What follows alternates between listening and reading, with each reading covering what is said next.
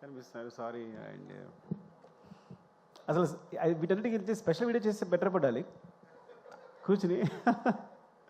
అవునా? It's like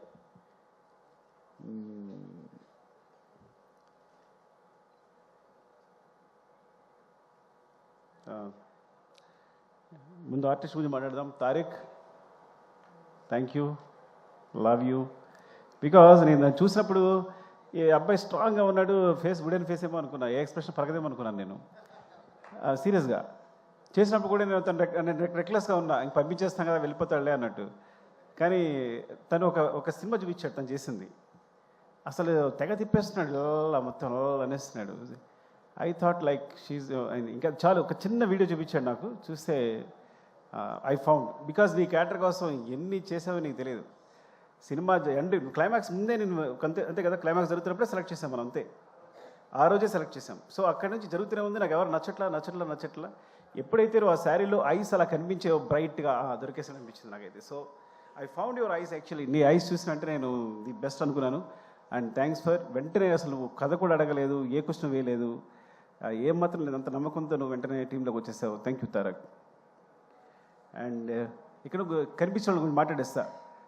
Gagan బాబు, ఊరికి పేరు మార్చాడు కదా, నేను గగన్ బాబు అని పిలుస్తుంటాను సరదాగా. అండ్ గగన్ నాకు ఎప్పటి నుంచో తెలుసు, నా మీద నమ్మకంతో పాపం వస్తాడు, ఆడిషన్ చేస్తాడు, అసలు క్యారెక్టర్ ఇవ్వకపోతే వెళ్ళిపోతాడు. రంగస్థానంలో పక్క నిలబడ్డాడు. సార్ నేను నిలబడితే సరిపోతుంది అన్నాడు. ఏదో ఇవ్వాలనుకుంటున్నా. కరెక్ట్గా ఈ సిచ్యువేషన్ వచ్చినప్పుడు, క్లైమాక్స్ సిచ్యువేషన్ వచ్చినప్పుడు తను కాదు యాక్చువల్గా, కానీ వేరే అతనే సెలెక్ట్ చేసి ఆ క్యారెక్టర్ కోసం తను రిహార్సల్ చేయమని చెప్పాను. దాన్ని కూడా బుక్ అయినాడు, రిహార్సల్ చేయడానికి వచ్చాడు. కానీ తర్వాత ఐ ఫౌండ్ లైక్ తనే పర్ఫెక్ట్ అనిపించి గగన్ మనం చేద్దాము అంటే, కానీ చిన్నది క్యారెక్టర్ ఓకేనా అంటే, సార్ డెఫినెట్గా చేస్తాను అన్నాడు. చేసావు. Thank you Gagan, love you. And Pavani, ఇది లైక్ యాక్చువల్గా పావని కథ ఏంటంటే, చిన్న పిలుస్తా కదా, మా అన్నయ్య కూతురు సేమ్ అలాగే ఉంటుంది. సో నేను ఈజీగా సెలెక్ట్ చేసుకోగలిగాను అందుకే నిన్ను. సో పొద్దున కూడా చెప్పాను తనకే, సినిమాలో పవన్ని సెలెక్ట్ చేయడం కోసం, కావేరి క్యారెక్టర్ సెలెక్ట్ చేయడం కోసం నీ గురించి అన్నానని మా అన్న కూతురు తనకే చెప్పాను. అండ్ గొప్ప విషయం ఏంటంటే, తను జాకెట్ లాగినప్పుడు యాక్చువల్గా అది మీకు సినిమాలో అంత లేదు, కానీ సెట్లో కొంచెం ఇబ్బందిగానే ఉంది.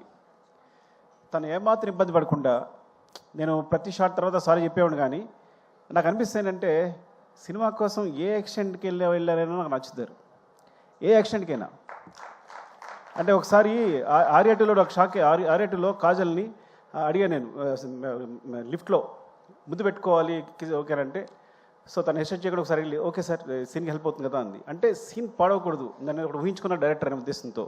సో తను ఏమాత్రం అబ్జెక్ట్ చేయకుండా పాపం అందరి ముందు అలాగే నిలబడింది చేస్తున్నప్పుడు. సో నీలాంటి క్యారెక్టర్ సినిమా కోసం ఏ ఎక్స్టెన్షన్కి వెళ్ళే వాళ్ళకి నాకు చాలా ఇష్టం. ఇట్స్ వెరీ గుడ్ యాక్చువల్లీ, నువ్వు పర్ఫెక్ట్ సరిపోయావు. అండ్ నీ వల్ల క్యారెక్టర్ చాలా ఎన్హాన్స్ అయింది, నీ ఫేస్లో ఉన్న ఇన్నోసెన్స్ ప్లస్ అదంతా కూడా చాలా హెల్ప్ అయింది. Thank you Kaveri. And Kranti I found నీ ఫేస్ అంటే విచిత్రమైన ఫేస్ నీది, అర్థమైందా? పాపం క్రాంతి ఎప్పుడో 6 years 7 years తెలుసు నాకు. సో తను మంచి క్యారెక్టర్స్ వేస్తున్నాడు. బట్ ఓకేనా ఈ సినిమా చేయడం ఓకే కదా నీకు అని అడిగినప్పుడు వెంటనే చేశాడు. అండ్ చాలా బాగా హెల్ప్ అయింది. నీ క్యారెక్టర్ గురించి, నీ ఫేస్ గురించి సెపరేట్గా మాట్లాడే సెపరేట్ లుక్స్ ఉన్నాయి. You have bright future. Thank you Kranti, love you. And Ajay thank you అండి. అజయ్ యాక్చువల్గా చాలా అనుకున్నప్పుడు, బ్రదర్ అనుకున్నప్పుడు, ఇలా సునీల్ గారి గురించి సెపరేట్గా అనుకున్నప్పుడు, అసలు అజయ్ బ్రదర్ క్యారెక్టర్ చేస్తే ఎలా ఉంటుంది, తనలో ఒక సింపతి వస్తే ఎలా ఉంటుంది, బాగుంటుంది అనుకున్నాం. అని అప్రోచ్ అయ్యాం, అనుకోమని తెలిసింది అజయ్కి. సునీల్కి తనకి చాలా అంటే తను యాక్చువల్గా ఆ టైంలో ఏదో ఉండి చిన్న హెయిర్తో ఉన్నాడు, నా కోసం హెయిర్ అలాగే ఉంచేసుకున్నాడు. అంటే ఆల్మోస్ట్ 3-4 years, పుష్ప 5 years అలాగే ఉంచేస్తున్నాడు తను పెంచకుండా. సో ఎప్పటికప్పుడు అదే హెయిర్తో నా క్లైమాక్స్ వరకు, క్లైమాక్స్ లాస్ట్లో షూట్ చేశాను నేను. ఇంకా 5 years కేవలం హెయిర్ పెంచకుండా అలాగే ఉంచుకుని, తన కోసం వేరే సినిమాలు కావాలి విగ్గి చేయించుకున్నాడేమో నాకు తెలిసి. Even thank you Ajay. And especially climax సీన్లో నేను బిగినింగ్ చేసినప్పుడు అనుకున్నా, ఏంటి అజయ్ వస్తుందా రాదా. ఫస్ట్ ఆఫ్ ఆల్ డైరెక్టర్కి సెట్ రాగానే ఒక టెన్షన్ ఉంటుంది, ఈ సీన్ అనుకున్నట్టు వస్తుందా లేదని టెన్షన్. ఆ టెన్షన్తోనే సీన్ అయ్యేవారు చచ్చిపోతాం. అంత మించి డైరెక్టర్ ఈ సీన్ అనుకున్నట్టు వస్తుందా, పండుద్దా, పండకపోతే సినిమా కరెక్ట్గా ప్లస్ అవుతుందా లేదా అనేది. You are amazing, seriously amazing. నేను చాలా తక్కువ ఫోన్లు చేస్తాను, 8 రూమ్లో మళ్ళీ వేరా మధు అని ఉంటాడు, మళ్ళీ వేయి అని చూస్తూనే ఉన్నాను, ఎమోషన్ అవుతూనే ఉన్నా, చూసినప్పుడు ప్రతిసారి ఎమోషన్ అవుతున్నాను. ఐ థింక్ యూ అచీవ్డ్, అంటే you nailed it. Thank you Ajay, love you అండి. అండ్ అంటే దొరికితే మాట్లాడేస్తా. చెరి గారు థ్యాంక్ యూ. మీరు నా గురించి ఏదో నేర్చుకున్నారు అనుకుంటే మీరు సినిమా ఏం చేస్తున్నారంటే చాలా జాగ్రత్తగా ఉన్నారు మీతో. ఆయన ఫస్ట్ ఆడియన్ నాకు, వెనకాల టీవీ వెనకాల కూర్చుని నా మోటార్ వేరే ఉంటుంది, కూబా మోటార్ వేరే ఉంటుంది, ఆ మొత్తం అన్ని గమనిస్తుంటారు. అంతా అయిపోయిన తర్వాత చాలా బాగుంది సార్ సీను, అదిరిపోయింది. సో ఫస్ట్ అప్రిషియేషన్ నాకు తను చెరిగారిని వస్తుంది, చాలా బాగుంది ఈ సీన్. అంటే ప్రతిదీ ఇంకేసారి ఆలోచిస్తారని. యాక్చువల్గా పుష్పంలో జరిగిన విచిత్రం ఆయనకే జరిగింది. మైత్రికి 800 crores ఎంతో తీసుకొచ్చింది మాత్రం చెరిగారే, నేను కాదు. అది ఎలా అంటే ప్రతిరోజు మానిటర్ వెనకాల సీన్ చూస్తుండేవారు, ప్రతి సీన్ బాగుంది. మీరు ఎందుకండి సినిమా ఒకసారి చూడండి, నాకు తెలిసి 3 hours వస్తుంది, మీరు రిలీజ్ చేసేయచ్చు అన్నారు. సో చూస్తే ఆ కరోనాలో స్పేస్ దొరికింది, చూసినప్పుడు 3 hours ఫుటేజ్ ఉంది. అంటే ఫస్ట్ హాఫ్ ఎలా రిలీజ్ చేసేస్తామంటే, మీరు రిలీజ్ చేసేయండి, సినిమా బాగుంటే ఆడుద్ది, ప్రతి సీన్ బాగుంది, ఎంగేజింగ్గా ఉంది. అది నిజంగా ఒక సాహసమే. ఎందుకంటే అందరూ అనుకున్నట్టు పుష్ప అనేది 2 parts కాదు. పుష్ప అనేది మొత్తం సినిమాని కేవలం ఫస్ట్ హాఫ్ అయ్యేసరికి 3 hours ఫుటేజ్ వచ్చిందని రిలీజ్ చేసాం. ఇది జరిగిన అద్భుతం పుష్పకి.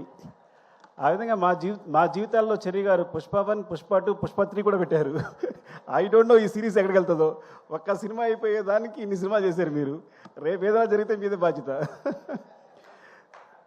థ్యాంక్ యూ చెర్రీ గారు, లవ్ యూ అండి, లవ్ యూ. నాకు తెలుసు మీ కష్టం అంతా. Thank you.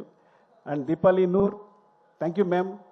ఏ రోజు పొద్దున్న మార్నింగ్ వెళ్తే సెట్లో అంటే ఏ రోజు కాస్ట్యూమ్ తన వల్ల ఇప్పుడు ఒకసారి కూడా లేట్ జరగలేదు. ఎంత పెద్ద క్రూ ఉన్నా, ప్రతిరోజు 500 members ఉంటారు, 1000 members ఉంటారు. ఎంత పెద్ద క్రూ ఉన్నా సరే తను మొత్తం మేనేజ్ చేయగలరు. And ma'am you are amazing, thank you for support. ఎప్పుడు కనీసం పాప మనం ఏది ఉన్నా సరే సపోర్ట్ చేసి, అక్కడ ఇష్యూలకు సెటిల్ అయినా సరే, నేను డల్గా ఉన్నా వచ్చే సరే, ఎవరు డల్గా ఉన్నా వచ్చి వాళ్ళు సపోర్ట్ చేసి మాట్లాడుతూ, థ్యాంక్ యూ మేము దీపాలి. అండ్ ర్యాండమ్గా మాట్లాడేస్తున్నాను, నాకేదో అనిల్ గారు కనిపించారు ఇక్కడ.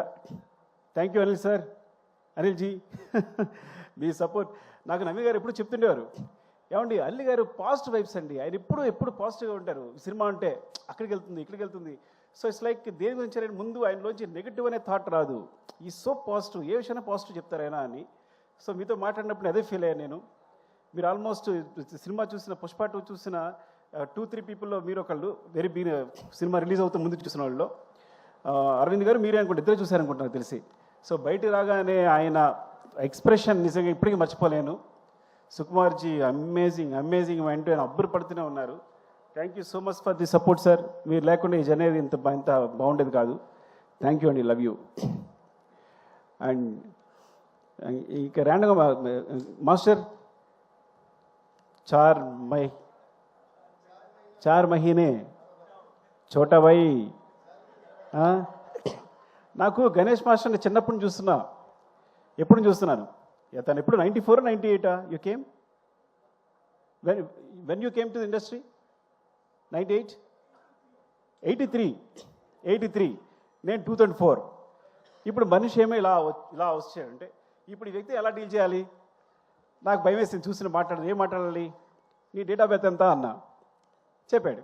మా డేట్ ఆఫ్ బర్త్ తెలుసా అన్న, నేను నీకన్నా